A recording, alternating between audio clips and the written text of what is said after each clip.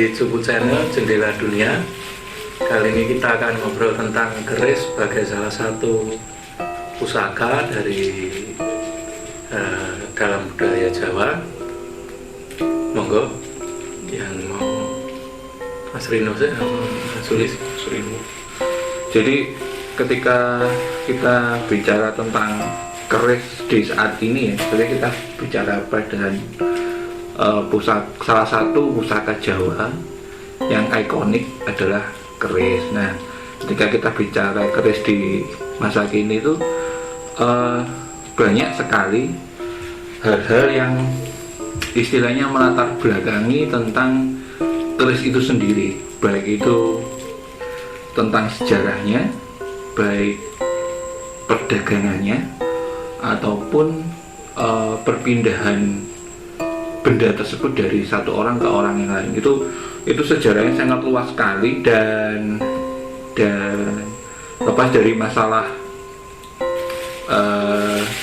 keris diyakini mempunyai tuah, keris itu sendiri harus dilihat dari tingkat teknologi ketika kebendaan itu tercipta. Jadi walaupun saya memang bukan terlalu ngerti tentang keris dan penangguhan, tapi setidaknya ketika kita bisa melihat dan melogikakan keris itu dari zaman teknologi tercipta, akhirnya kadang kita bisa mengira-ngira tentang tangguh dari keris itu sendiri. Itu sih awalan yang saya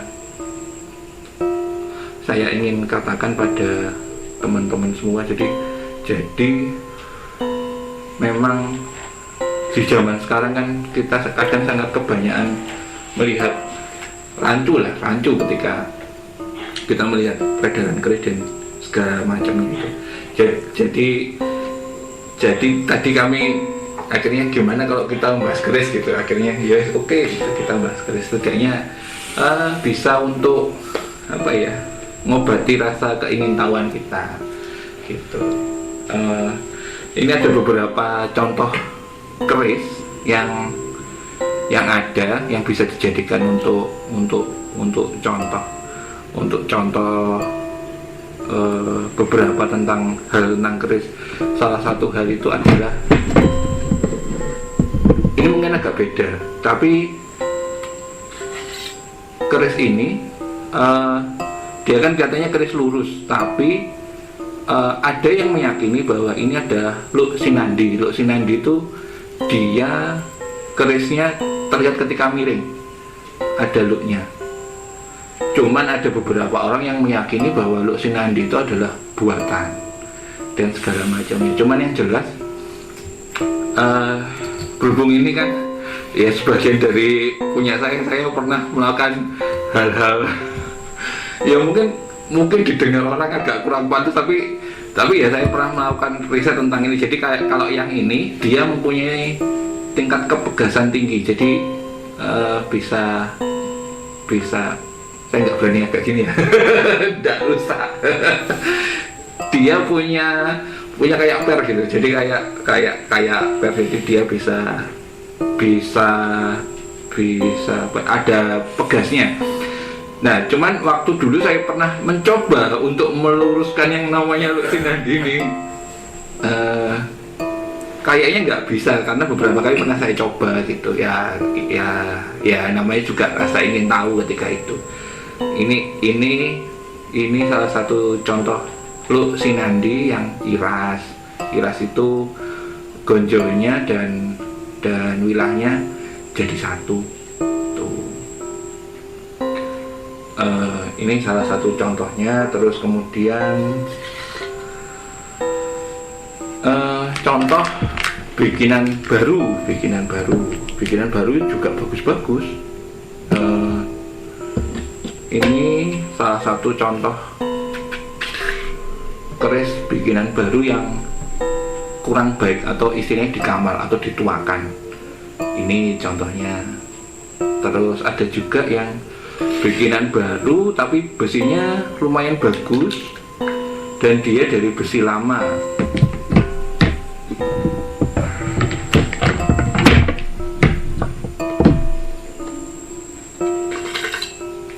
ini bikinan baru, tapi saya nggak ngerti sih, persepsi saya mungkin bikinan baru tapi gagal atau gimana nggak ngerti, cuman ini bahannya dari besi ama, jadi dia bisa keluar apa ya istilahnya, kertip-kertipnya gitu. Dia ada yang bilang ini bahannya dari ranjang besi nona, jadi ranjang Belanda itu katanya kalau ditempa jadinya begini. Cuman saya sendiri sih nggak yakin juga gitu, karena kalau besi nona kok menurut saya kayaknya ini kelewat bagus. Cuman kalau ini diomong banyak meteornya juga, saya juga ya bingung juga, karena ini kayaknya ini buatan baru kayaknya tuh. Terus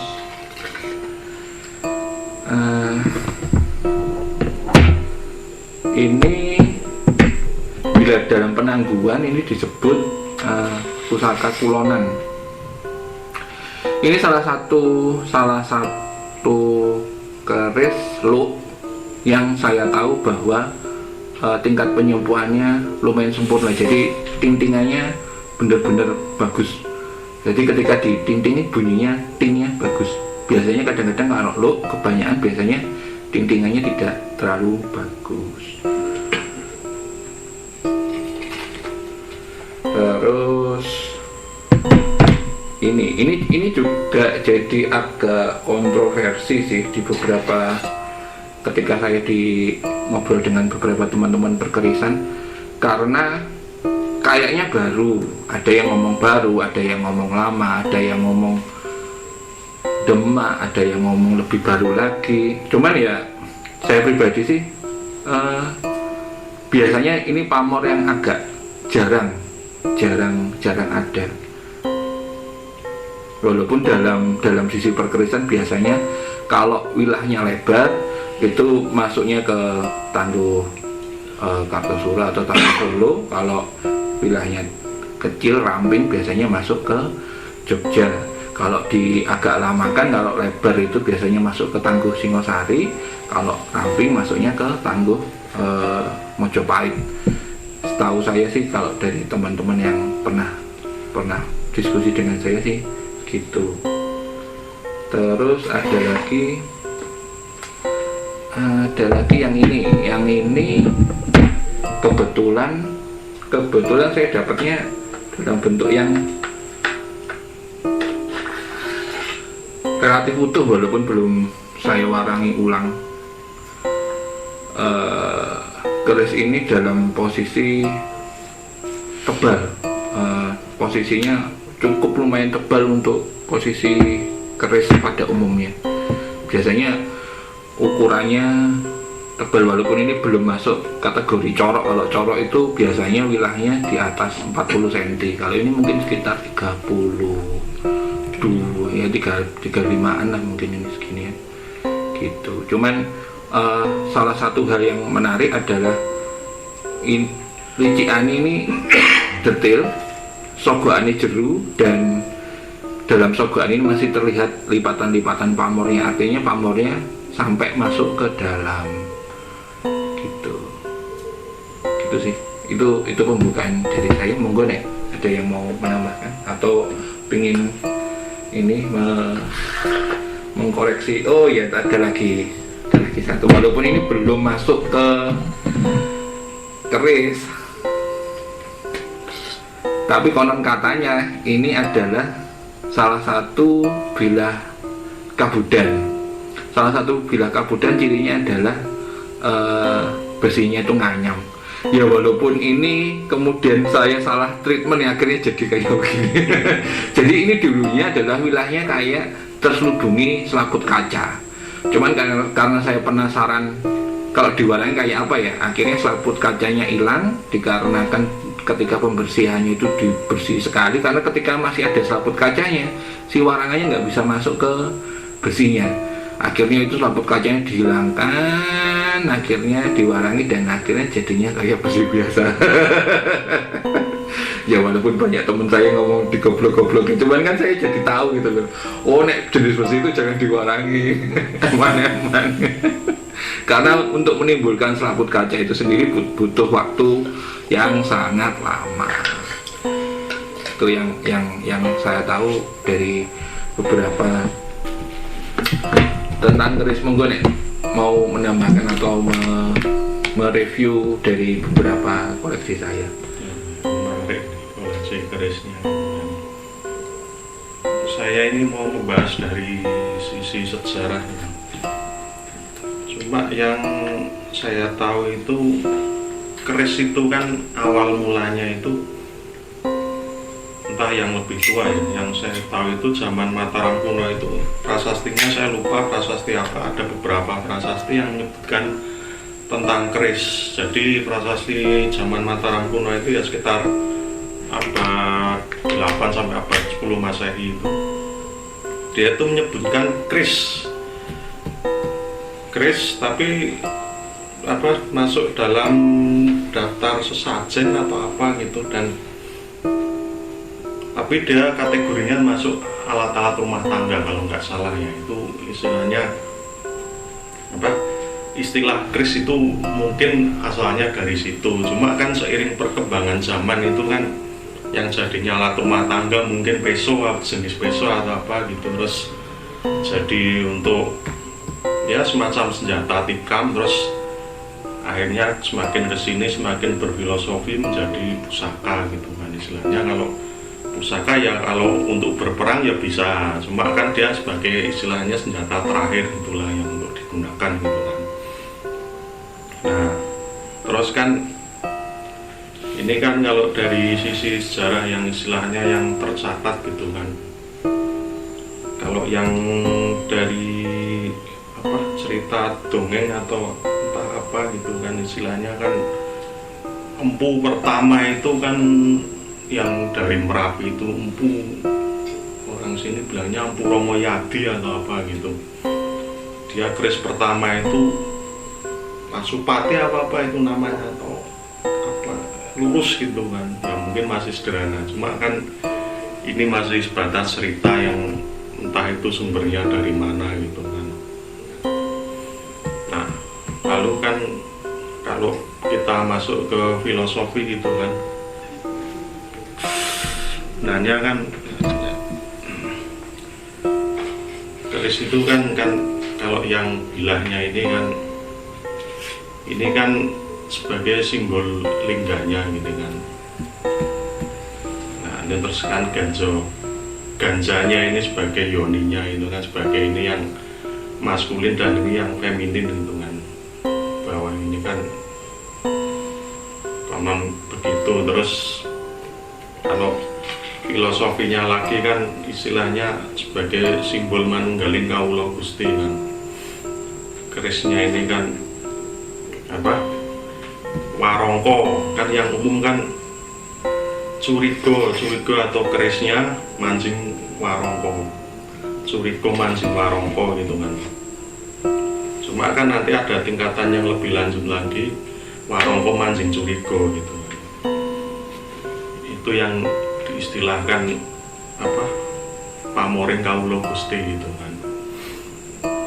Jadi kalau nganu itu istilahnya ini belum dibuka aja pamornya sudah kelihatan gitu kan, kerisnya ada.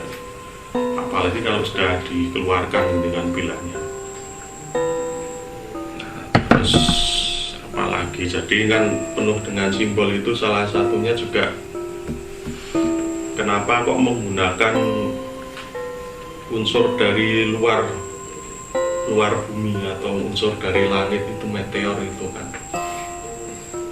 Itu kan sebagai meteornya itu kan sebagai bahan pamornya itu, bahan dari bumi yang besinya itu dicampur dengan dari langit atau meteor itu ditempat jadi satu. Itu sebagai simbol manunggaling kawula Gusti juga gitu kan. Walaupun karena air ini zaman yang belum terlalu lama itu pakainya nikel gitu kan, karena kan meteornya semakin susah dicari. Jadi memang keris itu dari segi pusaka itu kan yang secara umum itu kan sebagai simbol manunggaling Allah Gusti itu. Nah, seperti itu yang bisa saya jelaskan, Pak Sulis. Ya, sebelum kita jauh masalah keris ya, lebih ke dalam lagi. Jadi yang perlu kita netizen atau penonton tahu bahwa sebenarnya keris itu perlu dengan filosofi ya. Salah satunya sudah sudah diuraikan. Sebenarnya pembuatan keris itu kan sebenarnya itu dibuat berdasarkan pesanan. Jadi seperti banyaknya hal-hal yang saat ini atau pada waktu lalu ada yang membidah atau mengharamkan keris, itu sebenarnya juga kurang tepat. Saya tidak berani mengatakan itu salah, walaupun saya cenderungnya begitu ya. Karena apa? Keris itu dibuat berdasarkan pesanan seseorang yang proses pembuatannya itu melalui tahapan-tahapan tertentu, melalui doa-doa tertentu supaya keris itu bisa cocok sama dengan pemesan. Contohnya begini, kalau anggaplah keris itu rumah, maka apakah tukangnya itu membangun rumah sekenanya tukang batunya? Kan pasti sesuai dengan keinginan pemesannya, sesuai dengan yang pesan. Maka yang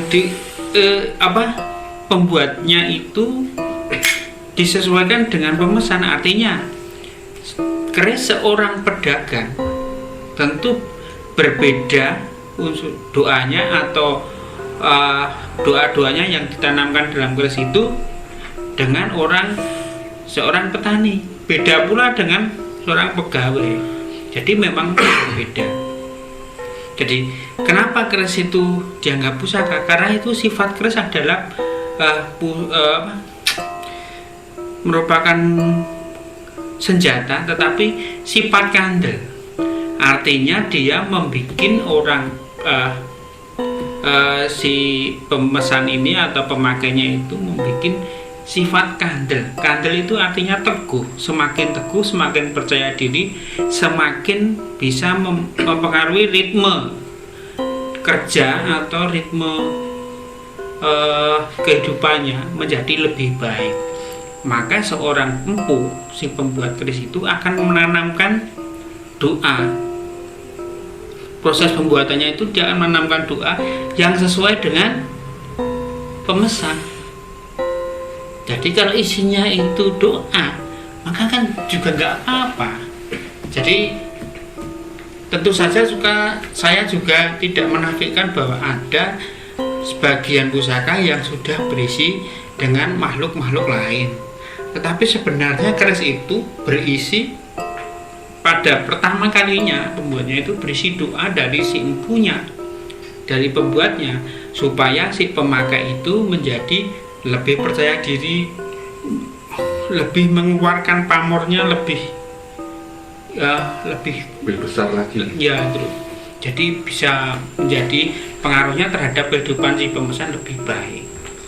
Nah, makanya karena kesesuaian dengan pemakainya itu menjadi tidak logis bila kita seorang petani mengoleksi keris seorang jaksa, itu akan semakin rancu nanti, maka timbullah hal yang tidak cocok karena ada sejarah seperti itu. Karena kita kan seumpama saja kita beli keris, ini keris seorang jaksa, saya petani, kemudian saya beli, maka saya akan cenderung nanti dalam pertanyaan tidak cocok karena jaksa itu penuntutan, otomatis dia harus bisa beralibi, menggunakan alasan-alasan, maka petani kok beralasan terus tak nanti nggak kerja. On maco cerita. Makanya itu, makanya keris seorang petani beda dengan pekerja. Dari hal tersebut maka seyogianya, saya bukan seyogianya itu kita lihat kalau ini memang untuk kita manfaatkan, ya disesuaikan dengan kita. Artinya kita seorang pekerja, ya carilah keris seorang pekerja yang bisa mengangkat kemampuan kita untuk saling lebih bisa semangat untuk bekerja. Dan masalah sejarah, memang sebenarnya dari teknologi masa ke masa itu pembuatan keris memang terus berkembang. Artinya dalam pembuatannya itu kan terpengaruh dengan bahan baku. Maka kalau sekarang itu istilahnya itu ditanting atau masa apa kasih itu ditentukan dengan bahan apa pembuatnya. Artinya pada zaman kuno, jalan era Mataram kuno, tentu bahannya beda dengan alam Mataram sekarang. Kalau Mataram kuno mungkin bahannya besi, itu masih kusut pasir besi. Bahan pamor juga batu pamor meteor. Kalau ditempa hasilnya juga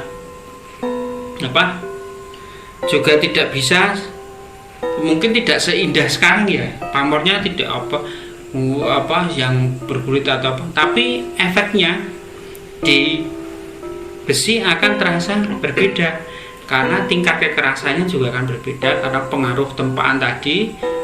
Terus pamornya mungkin juga akan menyebar itu, tapi juga membuat aura tersendiri. Kalau sekarang memang indah dipandang karena beda. Kalau sekarang bahan besi itu ya wujudnya besi, kalau dulu pasir besi. Pamor kalau sekarang ya nikel bisa, malah ada yang pelek mobil berarti terpakai untuk pamor sudah ada. Jadi memang itu tergantung teknologi zaman dulu dan sekarang.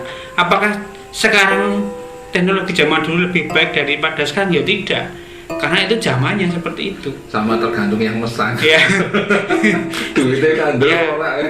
Tergantung juga yang mesan. Artinya ini mau dipakai untuk apa? Gitu loh. Terus masalah bentuk. Bentuk pertama kali memang keris itu kerisnya lurus. Yang pertama itu maka bentuknya seperti ini, maka ini maka bisa dikatakan ini keris tua. Kalau bisa dikatakan keris ya, karena pertama kali memang wujudnya seperti ini. Di zaman dulu ya wujud keris seperti ini. Kemudian karena efek keris itu pertarungan jarak dekat, di zaman dahulu sebagai sifat kandil dan untuk berperang, terakhir itu kan untuk memperlebar sayatan itu, maka dibikin semakin lebar, semakin panjang. Bisanya seperti apa? Pertama kali ya keris lurus, tetapi dibuat miring, maka timbullah yang seperti ini. Maka dia dibuat agak miring dan agak panjang, memanjang, jadi agak miring. Semakin lama barulah kepikiran untuk membuat sayatan yang lebih besar. Caranya seperti apa? Ya untuk membuat sayatan yang lebih besar dibuat ringkol lo itu. Maka keris lurus dan keris lo itu tua yang keris lurus. Bukan berarti keris lurus itu lebih tua dari keris lo ya. Tetapi pembuatannya, era pembuatannya itu dahulu keris lurus daripada keris lo. Jadi kan tadi saya yang kelingan jadi ingat itu kan, kalau cikal bakalnya keris itu ada di relief Borobudur itu kan, ada yang membawa kayak penyakit gitu, istilahnya sagar atau apa gitu. Dan juga yang paling jelas itu di Candi untuk Jogja dan sekitar itu, di Candi Plaosan dan di Candi Sewu itu kan depannya ada satu polo besar itu yang ada pada depan itu. Nah itu di pinggangnya itu terselip belati gitu. pinggangnya itu agak ke belakang kalau nggak salah itu. Berarti yang mungkin bisa jadi itu jika bakalnya keris gitu. Nah, terus apa itu tadi? Lali yang ngomong. Ya memang apa, kalau kita bicara tentang keris itu apa ya, luas sekali ya. Jadi di dalam budaya Jawa itu kan keris itu sebetulnya juga salah satu karya yang adiluhung. Jadi pertama senjata, nanti saya akan ulas di senjatanya. Kemudian sebetulnya bukan seperti pada umumnya bahwa ini adalah senjata, itu enggak. Beda dengan kalau kita bandingkan dengan katana dan samurai, itu memang untuk senjata mereka memang ada semacam ikatan antara pemilik dan senjatanya itu ya. Yang kedua, keris itu kan tadi disebut Mbah Suli sebagai piandel, iya. Jadi apa, tergantung apa persepsi kita ya, dari mana kita melihatnya. Kalau sebagai piandel, keris itu bukan hanya senjata, tapi itu juga sebagai alat ritual. Kadang buat nambani orang, buat apa, kalau ada mara bahaya itu dikeluarkan, atau ada pageblok itu dikeluarkan, itu bisa sirep. Jadi bukan hanya senjata, ini benar-benar sebuah pusaka yang menjadi andalan.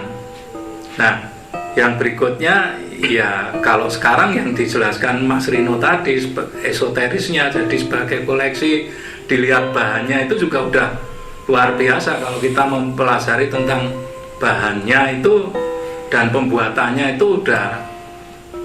itu membuktikan bahwa teknologi nenek moyang kita itu dulu udah maju di bidang metalurgi.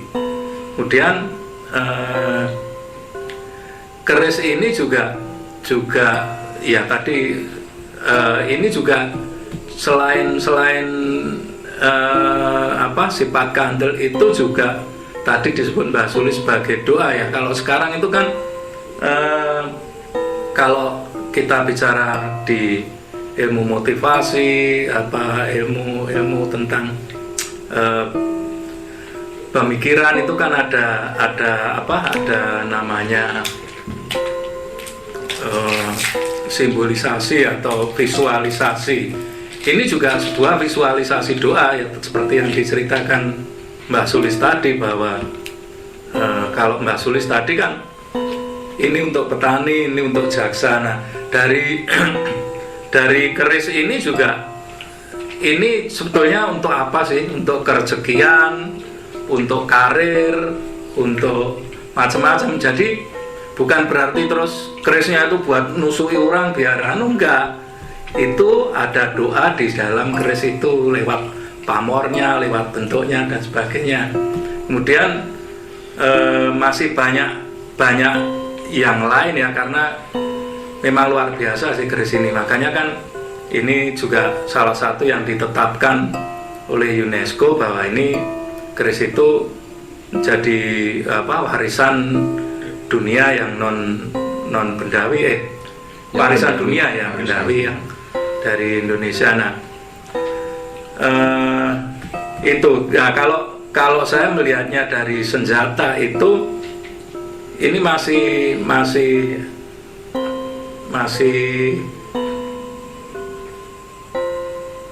sebelumnya saya bahas bahwa keris itu ukurannya macam-macam. Ada keris untuk laki-laki, ada perempuan, ada mulai dari yang gede, yang kecil, dari patrem, cundrik, seperti itu. Nah, itu masing-masing untuk perlengkapan bela diri.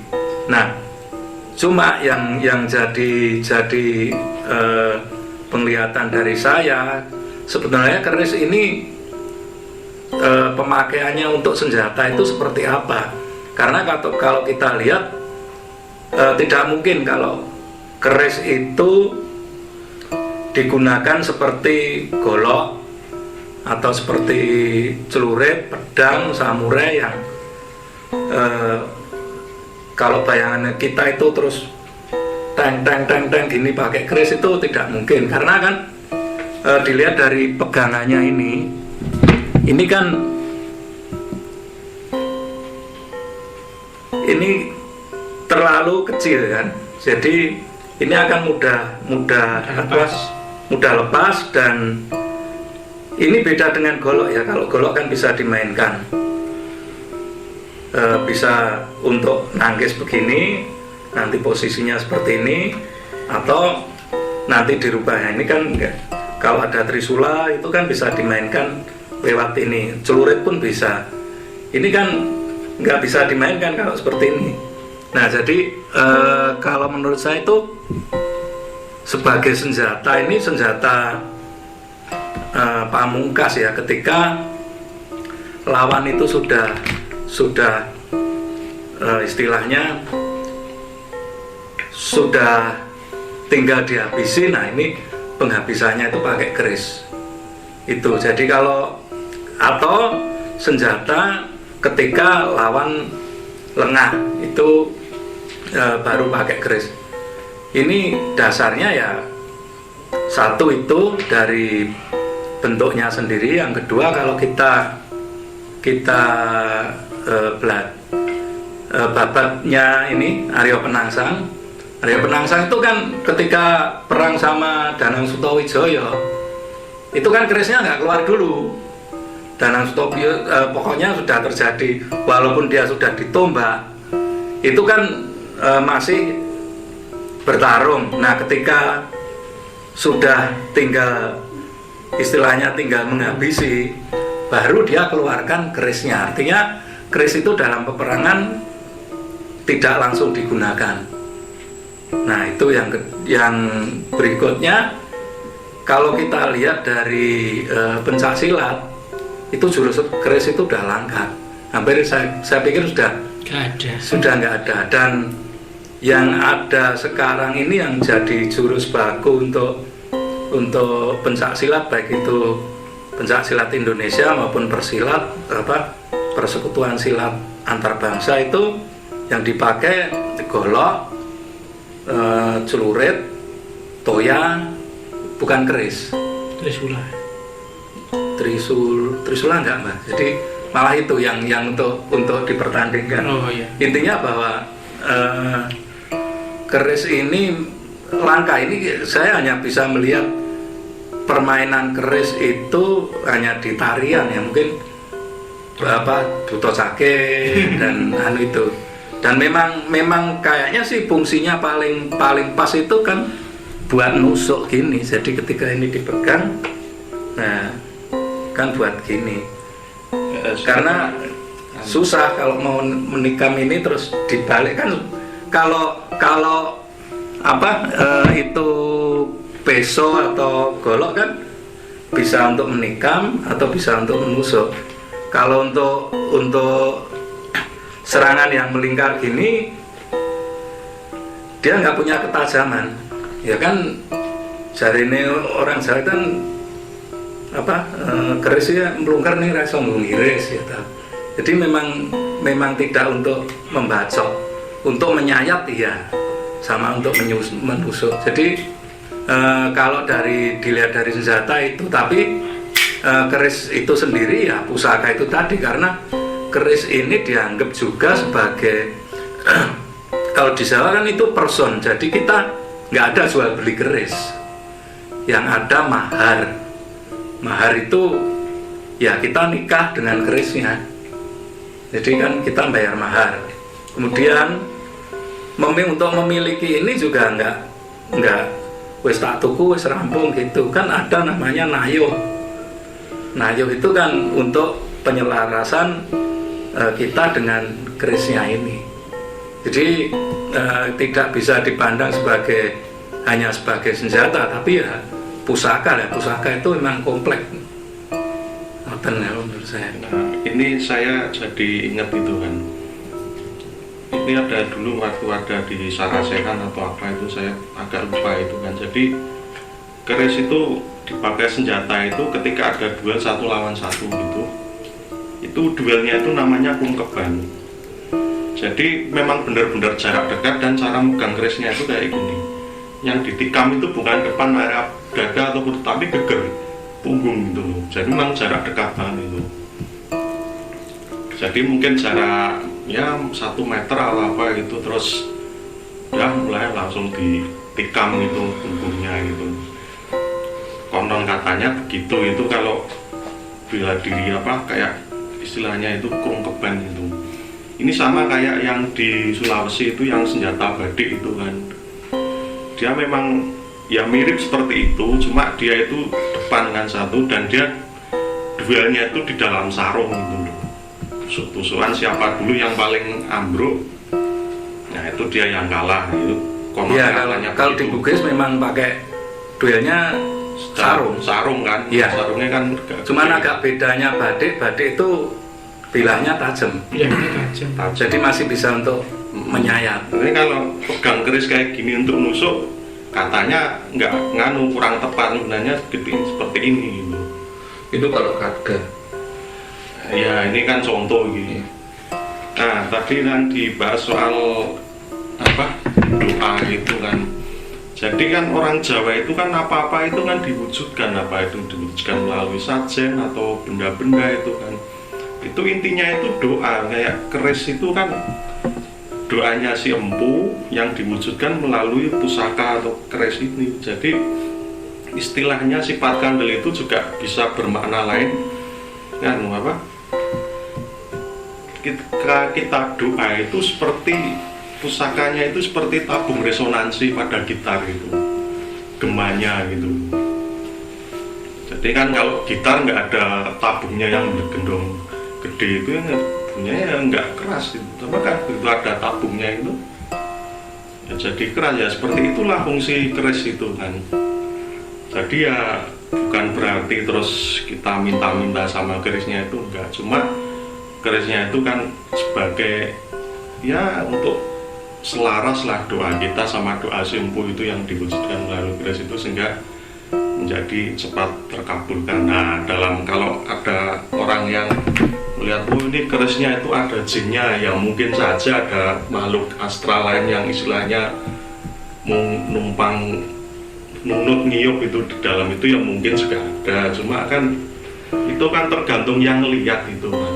Kalau melihatnya sosok wujudnya ular atau wujudnya apa gitu kan ya macam-macam gitu kan. Nah kan itu nggak tepat terus itu wah ini jin ini harus di apa diruya atau dihancurin biar memusrikan dan lain sebagainya. Itu ya nggak gitu-gitu juga gitu kan. Istilahnya kan kita itu kan dengan sesuatu yang gaib itu kan sebenarnya kan kita itu kan nggak tahu apa-apa, cuma sedikit gitu kita tahunya. Cuma ya jangan disimpulkan kita sudah benar-benar paham gitu. Nambahi keterangan dari teman-teman tadi, kalau dibahas penggolongan pusaka itu dalam pemahaman saya itu memang ada pusaka yang namanya jimatan, yang peruntukannya itu adalah untuk jimat. Ada yang namanya pusaka untuk sehari-hari dalam arti dia memang digunakan untuk ketika ada manten, nemu hitam dan segala macam ketika era dulu. Terus kemudian ada lagi pusaka dalam bentuk jenis aksesoris. Walaupun itu masuk dalam kategori pusaka ya. Biasanya yang pusaka-pusaka masuk dalam klasifikasi aksesoris itu pusaka-pusaka yang memang tingkat keindahannya itu kadang tidak perlu didudut, itu sudah tahu kalau itu pusaka bagus. Salah satu contohnya, walaupun nantilah katakanlah nek kalau konten ini berlanjut nanti saya kasih tahu beberapa contohnya. Jadi pusaka-pusaka yang kadang-kadang dikasih kayak gajah singo di hiasan di gonjonya atau istilah spaton itu di gonjo luarnya sini itu menggunakan emas. Jadi orang tanpa melihat bilanya udah tahu iki keris larang ono emase metumul gitu kan. Nah, kayak itu. Jadi memang ada klasifikasi itu. Terus kemudian dilihat dari jenis bilah dan tantingan, itu pusaka juga bisa diklasifikasikan itu masuk pusaka yang mana. Jadi biasanya untuk pusaka-pusaka yang digunakan untuk berperang, itu berperang dalam arti dia digunakan untuk senjata terakhir dan piandel. Tapi memang itu disiapkan memang untuk tujuan berperang. Itu biasanya umumnya dia wilahnya tebal dan kemudian tantingannya itu bandul ke depan. Kenapa? Karena bandul ke depan itu sendiri lebih memudahkan untuk ketika ada apa-apa itu gerakannya jadi lebih terbantu ketika bandul ke depan. Tapi untuk keris-keris jenis jimatan itu biasanya dia tidak bandul ke depan, bentuk wilahnya lebih kecil.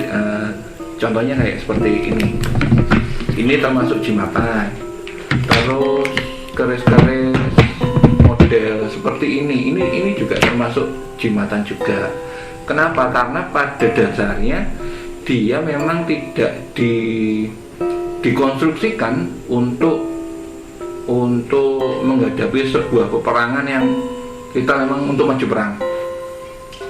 Jadi biasanya sih model-model jimatan itu disimpan di rumah biasanya, maksudnya nggak dibawa kemana-mana, kecuali kalau mau masuk hutan atau maksudnya bener-bener genting banget nget itu baru dibawa. Kalau enggak dia tunggu rumah biasanya. Nah biasanya itu ukuran secara wilahnya itu 25 cm ke bawah, umumnya seperti itu. Cuman ya memang ada beberapa pusaka yang disiapkan untuk berperang, walaupun kadang dia tergantung siapa yang pesen. Salah satu contoh kayak yang ini, ada beberapa teman yang bilang seperti keterangannya Mbah Sus tadi, biasanya awalnya dari bentuk lurus, kemudian dari bentuk lurus yang seperti tadi itu, terus kemudian jadi spang itu yang ininya sama. Itu spang. Nah, kemudian turunannya itu jadi ini karnotinanding itu kembang kacangnya depan belakang.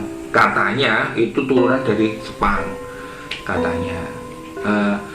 Terus kemudian untuk yang ini memang kalau digunakan secara untuk berperang, secara bilahnya, secara kandele itu bisa jadi orang lebih tatak ya, maksudnya jadi lebih tatak karena secara bilah panjang dan ketebalannya sangat berbeda dengan yang ini. Yang ini kan kecil, ramping, tipis. Jadi kalau ya ini tetap aja bisa buat membunuh, tapi kan ya kalau kita ngomong bisa buat membunuh, gelas atau botol dikeprukkan ya mati gitu. Maksudnya itu bukan alasan bahwa semua barang yang kita bawa bisa membunuh. Ya kalau kita alasannya itu sabuknya ditekeke ya mati kan. Itu sesuatu yang berbeda ketika kita bicara tentang apakah itu barang untuk membunuh. Ya semua itu bisa untuk membunuh gitu loh.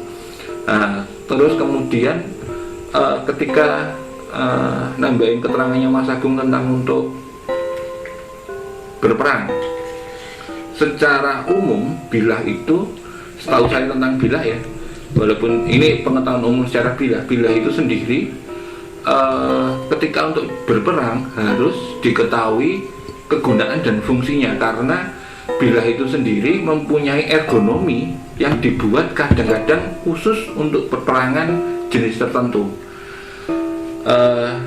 Salah satu contoh lah, kita ambil yang benar-benar bentuknya berbeda, kayak bedog atau golok, kemudian celurit, sama ini apa sing Banjar itu badik. Itu ergonominya kan beda semua, termasuk keris. Jadi setiap ergonomi itu kadang mempunyai fungsi sendiri-sendiri. Contoh kayak golok itu kan dibuat tebel di depan dan dia memang untuk swing. Jadi dia memang fungsinya untuk hampir seperti kampak. Jadi secara pemakaiannya juga berbeda dengan celurit. Celurit itu sendiri dia fungsinya bukan seperti golok. Karena golok sendiri itu fungsinya untuk memecah suatu barang yang keras. Tapi kalau celurit sendiri itu untuk memangkas, istilahnya memangkas ben gampang ambrol. Nah, makanya dia bentuknya kan nyelonteng gini. Jadi dia ngait gini, hampir seperti karambit. Mirip podo-podo nekuke gitu. Nah, kemudian badik sendiri itu karena dia pegangannya modelnya kayak pegang pistol. Dia memang diswingkan gini ya walaupun tetap bisa ya karena dia tajam satu sisi, tapi dia karena bentuknya itu pegangannya kayak pistol, jadi dia untuk menusuk. Walaupun si badik sendiri bisa digunakan hampir seperti karambit kalau tahu caranya. Jadi memang ergonomi sebuah benda itu mempengaruhi fungsi dan cara pakainya. Itu kalau setahu saya dalam bela diri. Tapi kalau keris sendiri kan kita masih berkutat dalam wilahnya ya. Sebab keris sendiri itu sangat banyak. Mulai dari rongkonya, hiasan rongko, pegangannya, ininya itu sendiri memiliki maksud yang berbeda-beda di setiap jenisnya.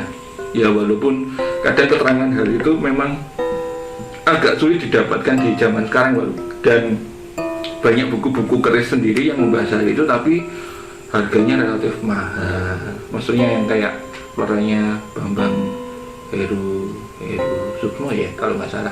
Itu kan bukunya mahal-mahal Mas ya. Maksudnya ya memang itu sebuah pengetahuan yang kadang-kadang secara umumnya kurang tersiar umum gitulah. Ya itu penambahan dari saya. Mungkin ya ada yang mau ditambahin? Ya, kita akan bergerak maju ya, karena mau bentuk-bentuk tadi kita akan mengenal sedikit, karena kita nanti kalau ini bisa berlanjut ada yang menanggapi, kemudian yang menginginkan pembicaraan mengenai keris ini dilanjutkan, kita akan bahas lebih lanjut. Jadi yang kita dasar-dasar keris itu sebenarnya ada banyak, tapi yang tersedia di sini ada 2 macam, yaitu gayaman dan brangga. Brangga atau ladrang itu sama Pak? Sama. Nah, ini yang bentuk ladrang atau brangga. Sementara satunya Jogja, satunya Solo. Nah, nanti akan kami perjelas. Ini gayaman. Jadi yang lancip ini wujud brangga atau ladrang. Kalau yang bulat itu gayaman. Dan gayaman atau ladrangan itu ada 2 macam juga. Ladrang Solo, walaupun ini Solo semua ya ini. Ini Solo semua. Nah, ciri khas dari Solo ini adalah melebar atau panjang, ininya tinggi. Dan ini godongan. Ya godongannya ini namanya godongannya. Kemudian ini tikalnya ini juga dalam. Kalau Jogja cenderungnya ini lebih datar, tidak tinggi begini, tidak melengkung, tetapi namanya juga ladrang. Kemudian gayaman juga sama. Kemudian ada 2 macam di sini gayamannya. Ini gayaman Solo ya, benar sebenarnya Solo. Ini sing rada beda mbek sing cilik. Oh iya. Memang itu campuran ya sing ini. Nah, ini yang Solo itu lebih tinggi begini adanya. Kalau Jogja itu relatif sama. Jadi tidak terlalu tinggi. Nah, ini bentuk ladrang dan gayaman. Kemudian ini sendiri ternyata bermacam-macam juga. Ya. Nah, ini namanya deder. Pegangannya ini deder. Ini deder Solo juga lain. Ini ada apa jenis Iya. ini ada ini. Besok kita akan perdalam lagi kalau memang dikehendaki untuk dilanjutkan. Dan bentuknya ini pendok ini tanpa pendok ya, ini warangko iras, setengah iras, tapi ini sambungan Oke. Jadi ono pendoke ning tak pasang. setengah iras karena ini sambungan. Kalau iras itu sama, ini jadi nyambung jadi satu, Iya. Kayunya jadi satu. kayunya ada satu.